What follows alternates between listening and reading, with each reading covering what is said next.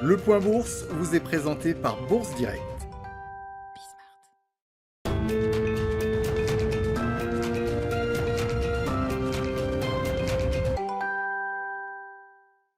La tendance est toujours en légère hausse à la Bourse de Paris avant l'ouverture des marchés américains. Marchés américains attendus en repli de leur côté à en croire les contrats futurs sur les indices. Pour rappel, vendredi, les principaux indices de Wall Street atteignaient de nouveaux plus hauts. On note que le Dow Jones gagnait 0,48% à 34 200 points.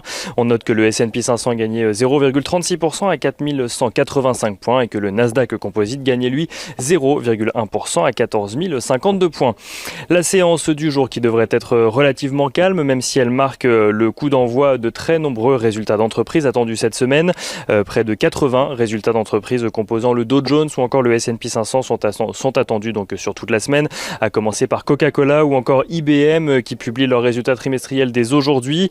En ce qui concerne le S&P 500, d'ailleurs, le cabinet Earnings Scouts estime pour le moment que sur les 34 entreprises qui ont déjà publié leurs résultats, 88 ont dépassé les attentes du marché, une tendance qui permet d'ailleurs au consensus d'analystes de revoir ses prévisions à la hausse. Là où de nombreux analystes attendaient une croissance de 24,5% des profits des entreprises de l'indice au premier trimestre, elle passe à présent à une croissance d'un peu plus de 30%. Du côté des valeurs, donc on a parlé de la publication de Coca-Cola ou d'IBM pour leurs résultats trimestriels aujourd'hui. On connaît déjà ceux de Coca-Cola qui publie un chiffre d'affaires trimestriel supérieur aux attentes. Son bénéfice trimestriel est lui supérieur également au consensus, une tendance qui a été permise entre autres par la réouverture progressive des restaurants et des cinémas aux États-Unis.